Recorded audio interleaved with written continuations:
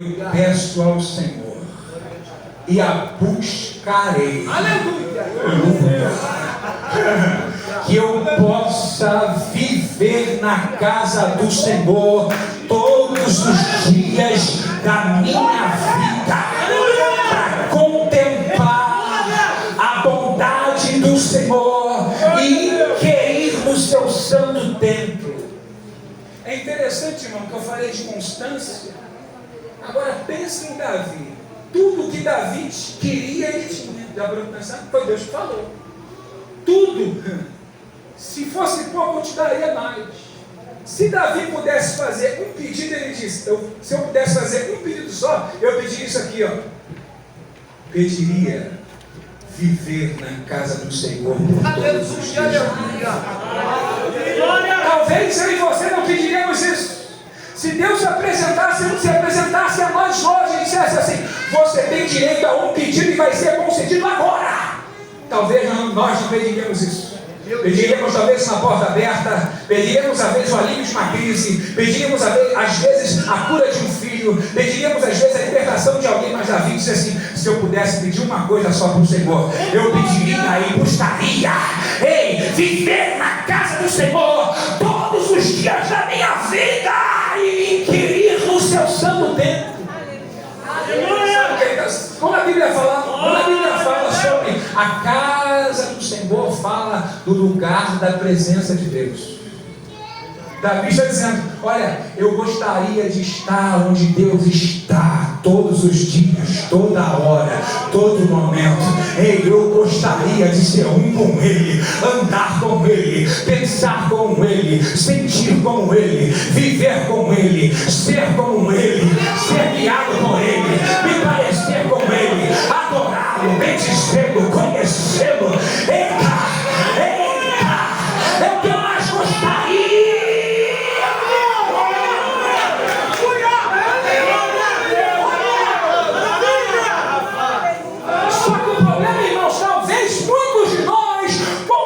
Sinceridade e devoção, já desejamos isso, mas hoje já não desejamos mais. Ou então esse desejo já não está tão mais forte como no princípio. Isso significa dizer que estamos vulneráveis.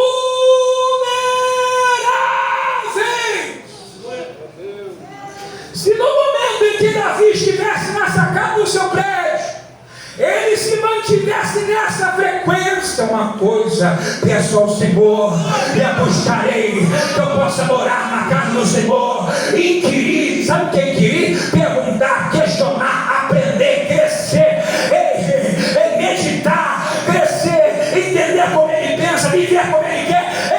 Se Davi continuasse nessa frequência, ele poderia até ter desejos errados, mas esses desejos seriam mortificados no ato. Aleluia! Já viu como está dirigindo? Aleluia! Quando eu comecei a aprender a dirigir, eu ficava nervoso. E parecia que a minha casa aqui era avenida. Demorava 30 minutos. Hoje eu saio de casa dirigindo, eu falo: ih, cheguei aqui. Já aconteceu isso? Não tinha dirigindo? Caramba, já cheguei, nem percebi. Mas é porque eu estou dirigindo. Eu estou andando, mas a minha mente está em outro lugar, pensando em outras coisas, às vezes orando, às vezes não. Às vezes pensando em coisas para fazer, tarefas. Quando eu vejo, ih, já cheguei. Sabe por quê? Porque eu estou ocupado, eu estou ali, mas eu estou ocupado demais com outra coisa. Escute isso aqui. Escute isso aqui. Quando você vive com Deus, e anda com Deus, e se relaciona com Deus, você passa, às vezes os pratos passam na tua frente e você nem vê. Sabe por quê? Deus é a sua maior obsessão. Deus é o seu maior amigo. A intimidade com Ele se afeta. E Deus te trouxe aqui para te relembrar e produzir saudade em você. Sabe por quê?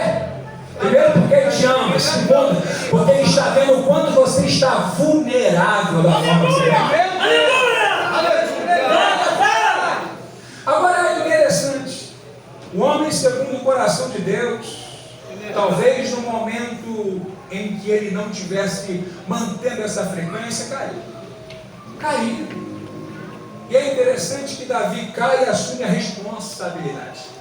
Quando Natan libera a palavra dizendo, tu és o homem, ele se ajoelha e diz, pequei. E ele escreve o Salmo 51, que foi o salmo que eu li com os irmãos.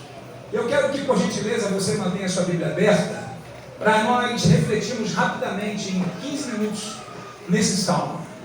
O versículo de número 3 diz assim, pois eu reconheço as minhas transgressões, e o meu pecado me persegue.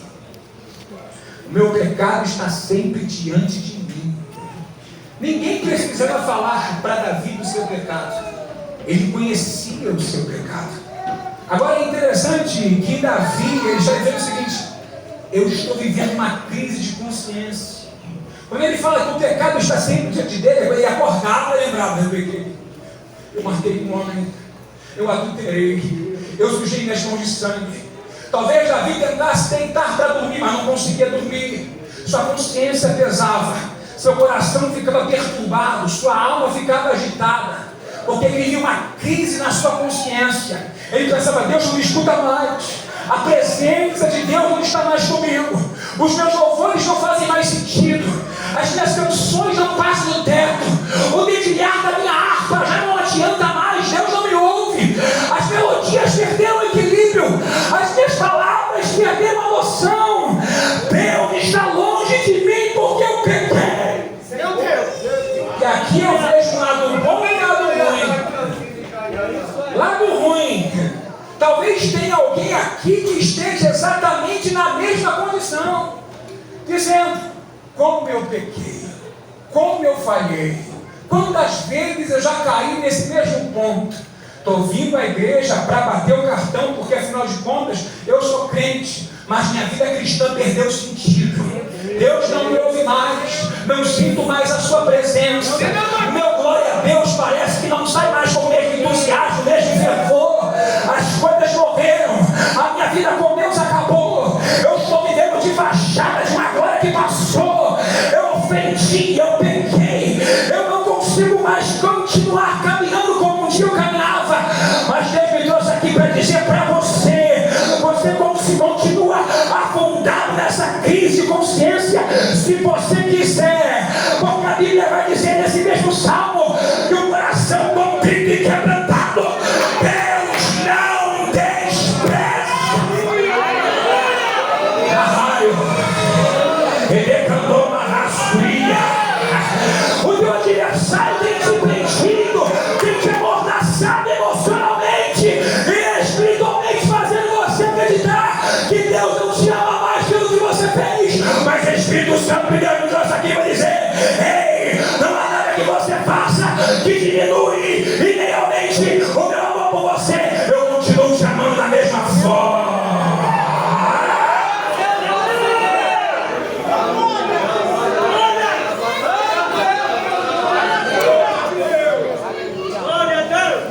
Crise de consciência.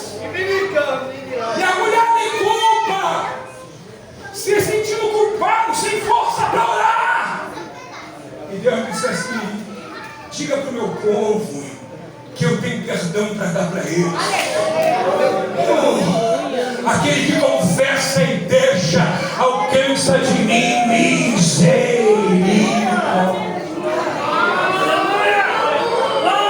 Essa culpa não vai te consumir mais. Essa culpa não vai destruir a tua relação com Deus mais, só se você quiser. Além disso, além da culpa, eu vejo um outro extremo. Enquanto tem pessoas que estão extremamente culpadas e caminham de fachada e dizem que o que eles já viveram acabou, existem outras que têm a mente cauterizada, que pecam, vivem na prática do pecado, mas vivem como se nada tivesse acontecido. Pecam e continuam pecando, fazem do pecado um estilo de vida. E isso tem um nome na Bíblia: iniquidade. Deus olha para essa pessoa e não enxerga nela quebrantamento, não enxerga nela arrependimento. Se você, essa pessoa, Deus me trouxe aqui para dizer, chegou a hora de você rever a sua vida, chegou a hora de você se quebrantar da meia volta e se converter de verdade, porque se esse pecado não te constrange, se esse pecado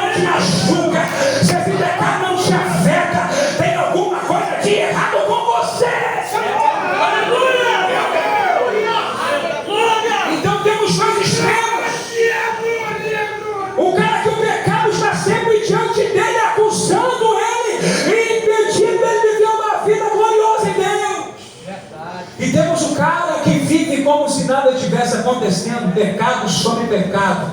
Os dois precisam de cura. Davi continua.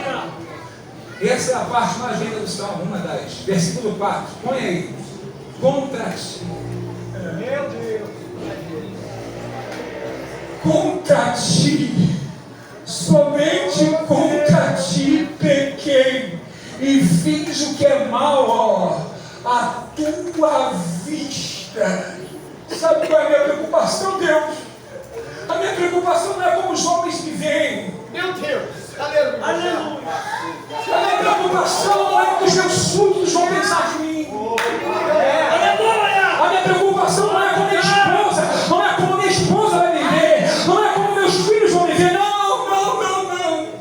A minha preocupação não é se eu vou perder a coroa, não. A minha preocupação é que eu feri alguém, eu ofendi alguém, eu machuquei alguém, e esse alguém é o alguém mais importante da minha vida, é o meu maior amor. Eu ofendi, eu feri o Senhor. Aleluia. Escute uma coisa. Escuta aqui, por favor. Se o que te move a viver em santidade, preste atenção. Se o que te move a viver em santidade e a dizer não do pecado for simplesmente aquilo que as pessoas pensam e não o que Deus pensa, você é um religioso. Mas se o que te move a viver em santidade, a se afastar do pecado e a cumprir a lei de Deus, é o amor que você tem por Deus, escute, e que nasceu primeiro em Deus, na revelação de Deus, o amor dele por você, você é um discípulo, você é um filho. Se o que te faz não pecar, ou o que te constrange após ter pecado, é o fato de ter ofendido, de ter ferido a pessoa de Deus, você é um filho amado. Mas o que te faz se sentir triste por ter pecado foi simplesmente a tua imagem, a tua reputação. Você é um mero fariseu religioso. Meu Deus. Olha só, lembra que o rei Saul, Deus mandou destruir os amalequitas, e Saul não destruiu, ainda conservou a vida de Agag. E Saul falou assim: rapaz, eu conservei essas poucas ovelhas para entregar em adoração a Deus. E aí tem aquele célebre versículo quando Samuel fala assim: Deus se agrada mais em sacrifício do que se obedeça a sua voz. Não é isso? E aí, interessante que o rei Saul se prostra e fala assim: pequei, eu confesso, eu pequei, mas volta perante os príncipes do meu povo e me honra. A preocupação de Saul não está em ter ofendido a Deus. A preocupação de Saul não está em ter ferido a santidade de Deus. A preocupação de Saul está em ficar bem na foto. Ele não está sendo honrado. Ele está mais preocupado com a sua reputação e a forma que ele precisa ser enxergado do que necessariamente em ter ofendido a Deus. Escute isso aqui, gente. Isso vai mudar a sua vida. Isso vai mudar a sua vida. Quando você começar a olhar para as tentações e dizer não para elas, não porque você quer ser visto como um bom crente, mas sim porque você tem uma dívida de gratidão e de amor com aquele que te amou primeiro.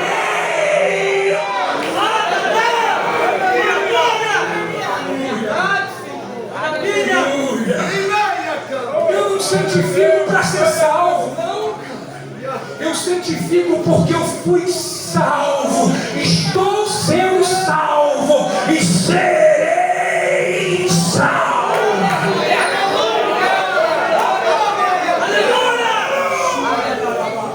Porque se eu santifico para ser salvo, eu vou dizer: com meu esforço eu conquistei a salvação. Não, ele me amou, ele me constrangeu, ele assumiu a minha sentença, ele morreu a minha morte, ele sofreu a minha cruz.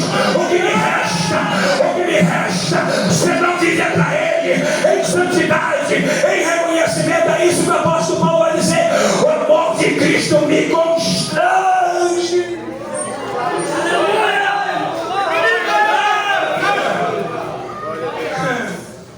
E ele continua: eu sei que eu sou pecador desde que eu nasci.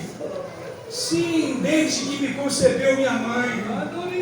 Sei que desejas a verdade no íntimo, e no coração me ensinas a sabedoria. Escuta isso aqui. Purifica-me com soco e ficarei limpo. Ficarei puro. Lava-me e mais branco do que a neve serei. Sabe o que está dizendo para Deus? Só o Senhor tem o poder de fazer de mim zero bala.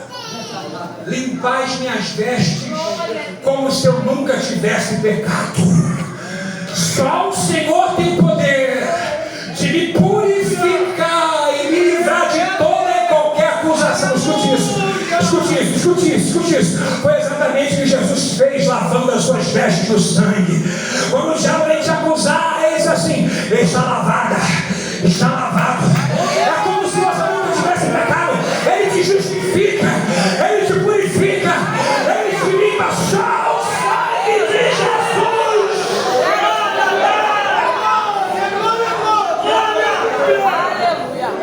10. Cria em mim, ó Deus, um coração puro. Só quem cria é Deus. Só quem tem o poder de criar. Davi está pedindo para a pessoa certa para fazer a coisa certa. Tu, como és o Criador, cria em mim, ó Deus, um coração puro. Porque esse coração aqui é um coração caído, é um coração que recebeu uma herança adâmica. As minhas escolhas são escolhas erradas. Eu desejo aquilo que tu não deseja, mas cria em mim, ó Deus, um coração puro e coloca dentro de mim um espírito inabalável.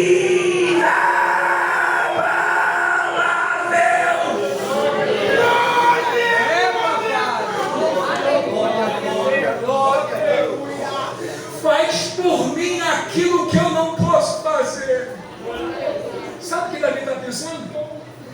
Depois que eu escrever esse salmo, depois que eu viver essa oração e esse momento de intimidade com Deus, eu vou viver outros embates, eu vou viver outras tentações, e eu vou precisar sair daqui desse momento de intimidade com um coração novo, com um espírito inabalável, para que eu honre a Deus na próxima vez que a tentação bater a minha porta.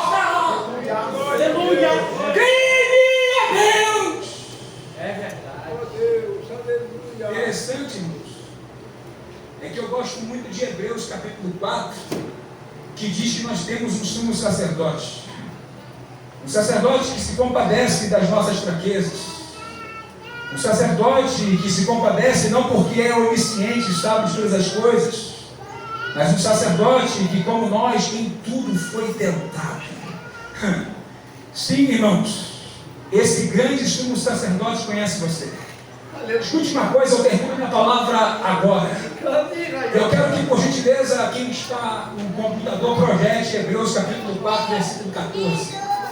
Eu quero dizer uma coisa para vocês. Sempre que a gente fala da graça de Deus, nós pensamos só em uma face da graça. Eu vou explicar isso para vocês. A graça de Deus tem algumas faces. Paulo vai falar, Pedro vai falar da multiforme graça de Deus. Escute uma coisa, sempre que nós falamos da graça de Deus, a gente pensa assim: é o favor imerecido de Deus, é Deus me dando aquilo que eu não mereço, perdoando os meus pecados, limpando as minhas vestes e me dando o direito de ir para o céu. A minha esperança está na graça de Deus que me salvou.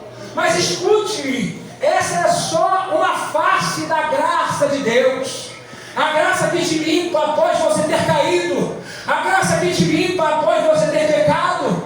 Mas a graça de Deus não é só aquela que te limpa após você ter pecado, é aquela também que te empodera. Escute isso aqui: te empodera para vencer as tentações e o pecado.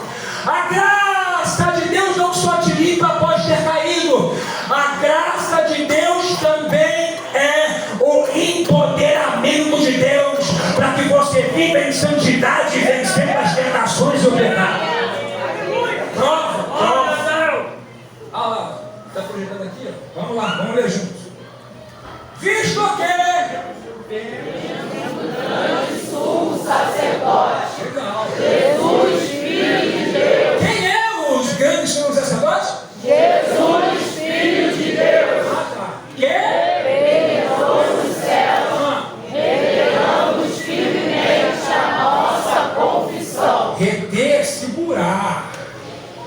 deixar perder.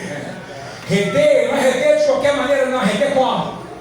Firmemente. Reter como? Firmemente. Reter como? Firmemente. Significa dizer que eu tenho a minha participação nesse processo. Quem tem que reter sou eu. Eu vou ter que empregar esforço, não é isso? Beleza? Vamos lá. Próximo. Esse. Por quê? Não temos um sumo sacerdote que não possa compadecer-se das nossas fraquezas. Para aí. Então, a gente tem, não é isso? Um sacerdote que se compadece das nossas fraquezas. Você é fraco. Eu sou fraco. O Espírito Santo nos ajuda nas nossas Fraquezas. porque não sabemos orar como convém. Não. Deus sabe que você é fraco. Deus sabe que eu sou fraco. É por isso que Jesus disse assim, ó, sem mim. Vamos continuar? Não acabamos de ler aqui? Não. Isso. E não posso se compadecer, porém, Que como nós em tudo foi tentado. ele foi tentado. Jesus foi tentado. Foi. Deus parte fala. Você sabia que Jesus foi tentado? Você é tentado? Jesus também foi. Então ele se compadece das nossas fraquezas, não só porque ele é onisciente e sabe das nossas tentações, mas porque ele também foi. Porém, diferente de nós, né, irmão? Ó, sem Pecado. Continua. Agora, é aqui que eu quero que vocês prestem atenção. Cheguemos! Pois com confiança ao trono da graça. A gente tem que chegar onde? Ao trono da graça. E como? Confiança. Então o trono da graça está lá. Mas se eu não me achegar a ele, É forte. e se eu não me achegar com confiança, vamos continuar. Para que eu tenho que me achegar ao trono da graça? Para quê? Para que possamos alcançar misericórdia e achar graça. A fim de Achar o quê? graça. Achar graça. Graça para quê? A fim de sermos ajudados em tempo oportuno. Então essa graça não é a graça que limpa. Essa graça é a graça que ajuda. Existe a graça que limpa e existe a graça que ajuda. Ajuda a quê? Ajuda a vencer as tentações. Porque o contexto do texto está falando de tentação. Significa dizer que essa ajuda aí, ó, que a Bíblia está falando, é ajuda para vencer tentação em tempo oportuno. Deus me trouxe aqui para te dizer: existe um trono, ele é de graça, e existe uma ajuda graciosa para você vencer a tentação. Mas embora esteja disponível, acessível, tem crente que não experimenta porque não acessa o trono. Sabe o que está a Bíblia dizendo? Cria em mim, ó Deus, um coração puro. Ele está acessando esse trono. Ele está dizendo: mude meu coração, me dá um espírito inabalável, para que eu possa vencer as tentações, para que eu possa te honrar, para que eu possa te obedecer, para que eu possa viver uma vida santa. Sabe o que está dizendo? Eu não tenho competência, não dou conta desse negócio sozinho. Cria em mim, ó Deus. Pensa naquele pecado que está sempre acontecendo. Pensa aquelas tentações que estão sempre batendo na sua porta, a mesma tentação, aqueles mesmos laços que você vive caindo. Ei, escute uma coisa: Deus hoje abriu o teu entendimento pela palavra. Existe um trono e existe uma graça disponível para você. Você não precisa ficar caindo nos mesmos pecados e tendo pecados de estimação na sua vida. Deus hoje vai te dar graça para vencer de uma vez por todas esse pecado e transpor e viver em triunfo contra a sua carne. Fiquemos em pé.